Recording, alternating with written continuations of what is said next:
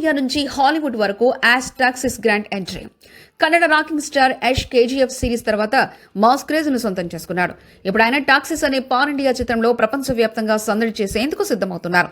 ఈ చిత్రాన్ని గీతూ మోహన్ దాస్ దర్శకత్వం వహిస్తుండగా యాష్ తానే నిర్మాతగా వ్యవహరిస్తున్నాడు. ప్రత్యేకత ఏమిటంటే ఈ మూవీ కన్నడతో పాటు ఇంగ్లీష్లోనూ రూపొందుతుంది. అంటే టాక్సిస్ హాలీవుడ్లోనూ రిలీజ్ కానున్న తొలి కన్నడ సినిమా కానుంది.